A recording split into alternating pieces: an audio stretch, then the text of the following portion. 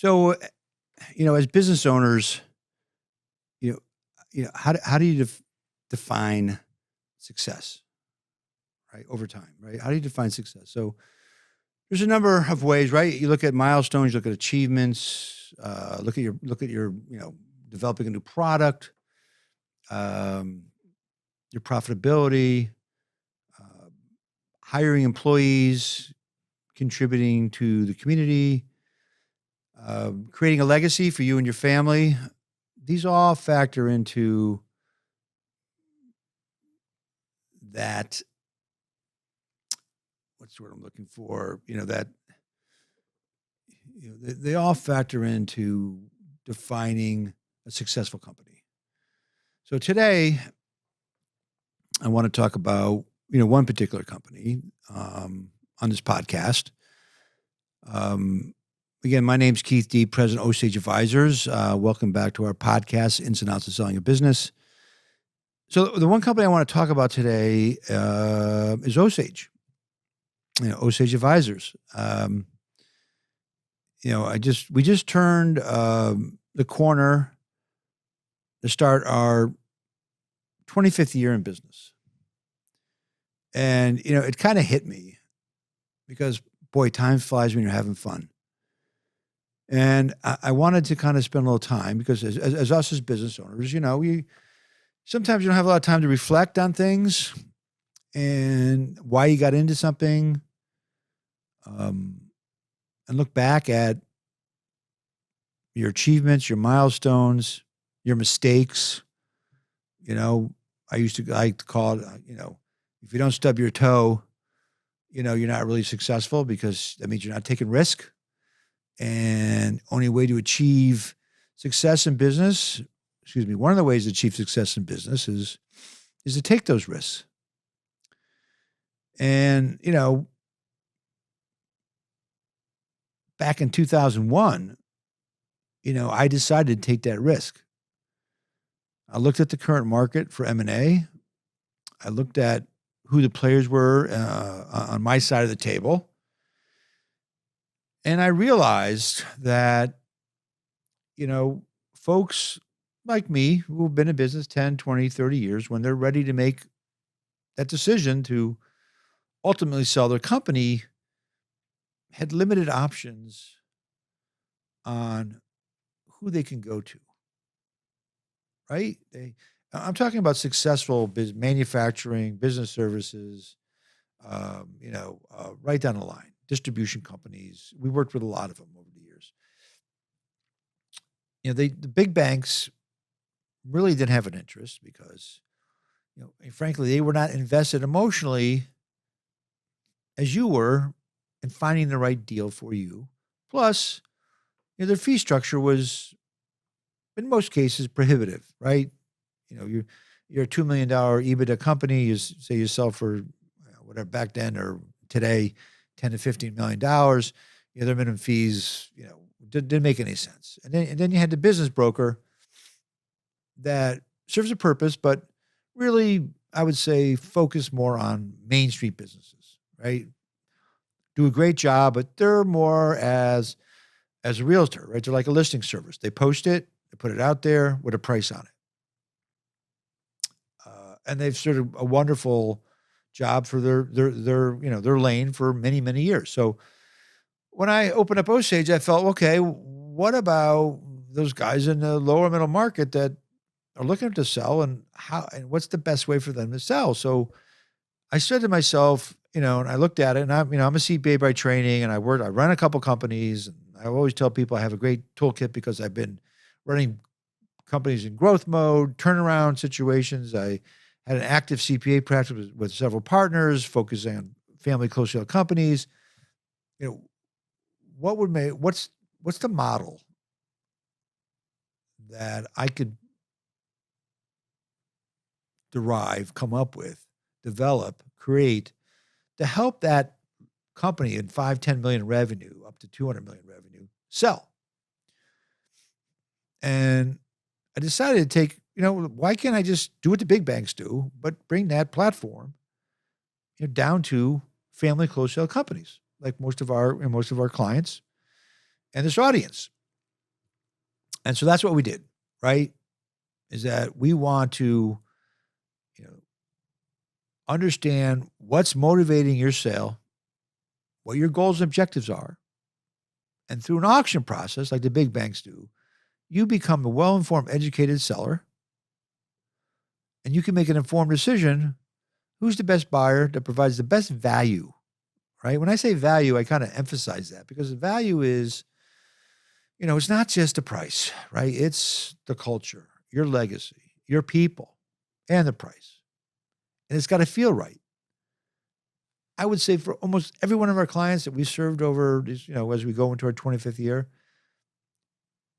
feeling that this is the right buyer that's going to be into my community, that's going to take care of my employees, it's going to appreciate the legacy and the culture we created and grow it, right? That's the perfect buyer for a business.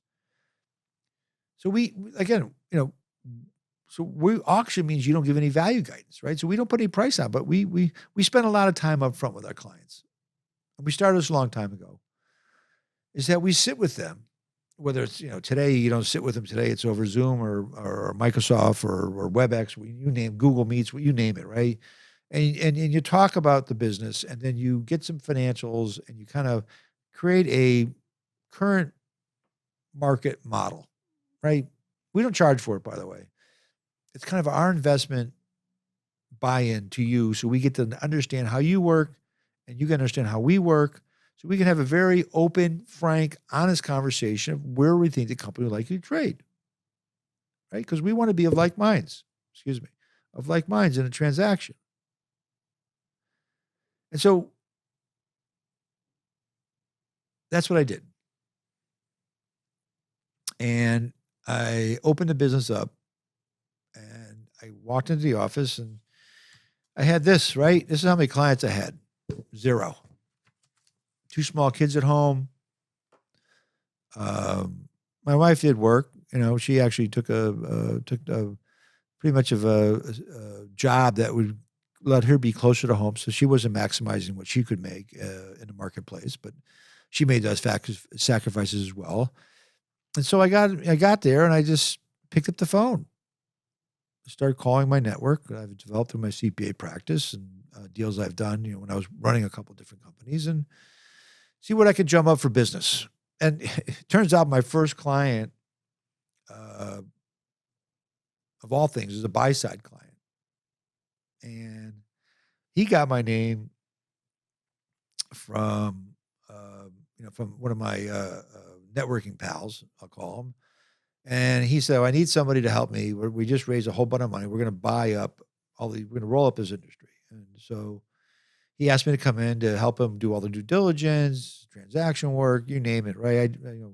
Multiple different functions, integration work, the whole bit. So it turned out to be like most companies, even if you're manufacturing, right? Even if you're a business service company, you start with that one client, right? Who's like 100% of your work. And then over time, hopefully that one client will become lesser and lesser a part of your work, right? So, they hired me to come in, and then 9/11 hit. I mean, literally 5 weeks after opening up the business, 9/11 hit, and obviously a traumatic event for all of us, but especially outside of the emotional aspect and the trauma of the loss of that day, I'm like, oh boy, what am I going to do now, right? Because everything did come to a standstill for, if you think back, 24 years, 25 years, for a period of time. The markets crashed, and everything was just, who knows what was going to happen. But at the end of the day, I stuck to my course, and we got back on track. I started to develop other relationships. Some worked out, some didn't work out. But just like I say, if you don't take some risk, you're not going to know. But I have a passion for what I thought was the right thing to help clients, and future clients and existing clients get to where they need to be when they're making one of the most important decisions of their life. So I stuck to it. And so we were rolling along, and again, it was just me, myself, and I. Right? I was writing the books, I was putting together lists, I was the buyer list, I was marketing a deal, I was doing all the negotiations, and for a while there, it was fine. I could handle X amount of deals, and then I said to myself, okay, let's go to the next step, and then bang, the Great Recession hit. Like we all, right? What happened then? All the credit markets froze up. You couldn't borrow anywhere, right? So deals we had in the pipeline, deals we had in the market, just literally died on the vine because the financing dried up. It just wasn't available for like 2 years. It was tough. So I had to remake myself during that time because I had to provide for a family and get out there and pivot to use my full skill set outside of just doing deals. So during that time, I wasn't doing deals because there wasn't any deals being done, but I was, I guess today you would call it exit planning. I was working with businesses, getting them ready to go, right? I was acting as their, whether it be interim CFO, turnaround manager, you name it, right? Interim CEO. I mean, I had multiple clients that I wasn't working with them to do a deal. I was just, helping them get ready or keep their head above water or, and just because their lenders were coming at them, business was down, you name it.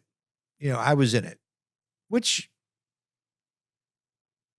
helped me get a greater appreciation because I was in the trenches and I was a CPA and I was running a couple business. So you've been on both sides of the table, so you have a true appreciation. But during this time frame of I would call deep concern and of the unknown, because God knows we thought the U.S. credit was going to default and car makers were going out of business. It was a really rough time.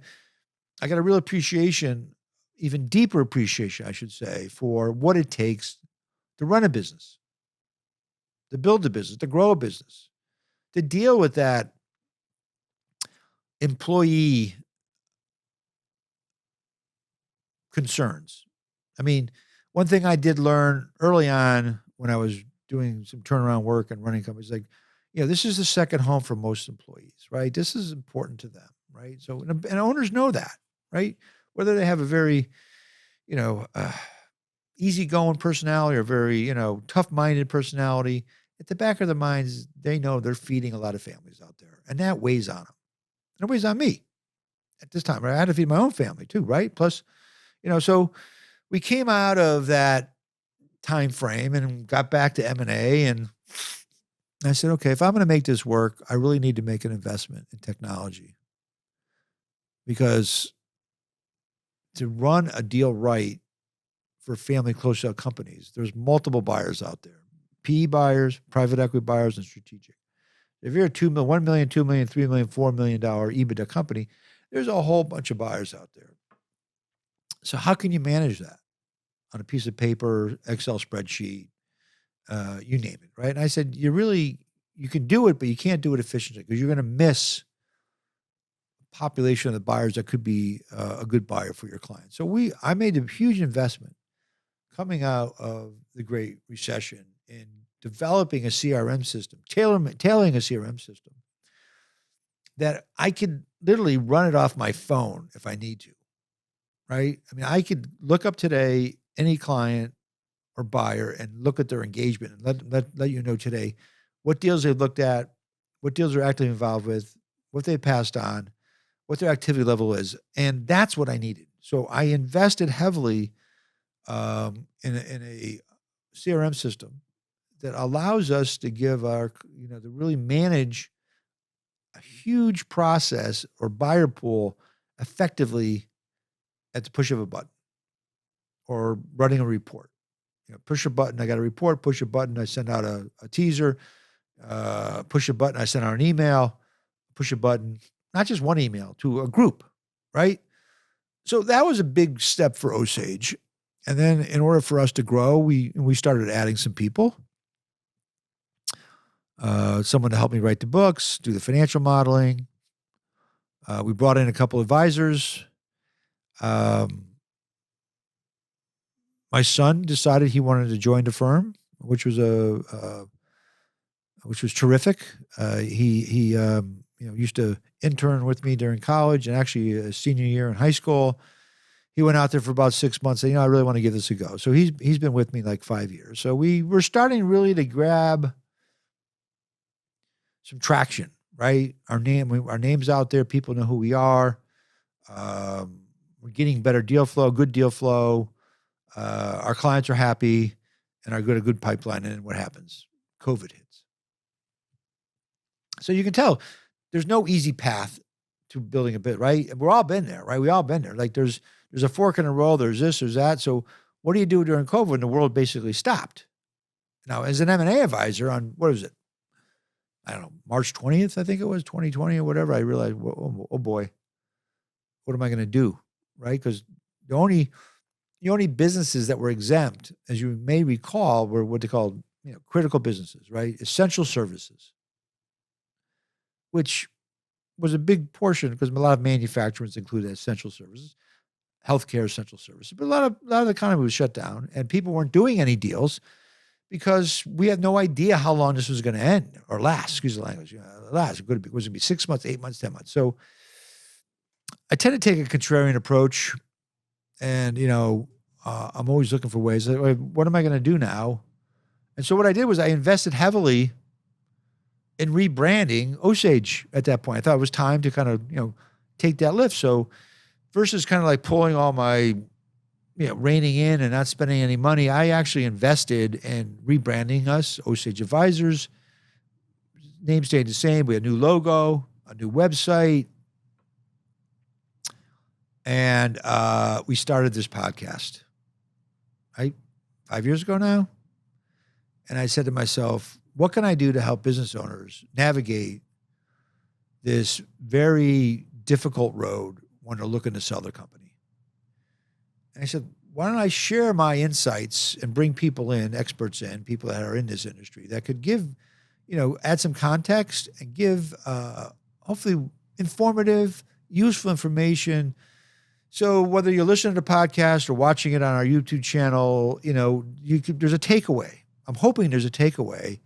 I didn't think about that. I'm glad I listened to this, and I'm going to remember that when I'm ready to sell my company, right? Because most of our clients have never sold a business. It's a one-time transaction, and if we can provide a framework or context of what things that could be important to you to think about outside of just sell my company, get my check, and call it a day, what it takes to get over that. I call it the heavy lift, right? That last yard.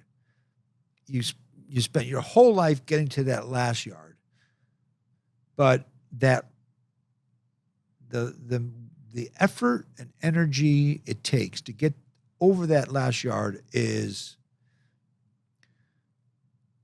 immense, and you need a team behind you to do it. You need your accountant, you need a good M&A attorney, you need a good wealth manager, a trust and estates attorney as well, maybe a tax consultant, and your investment banker. So we came out of COVID and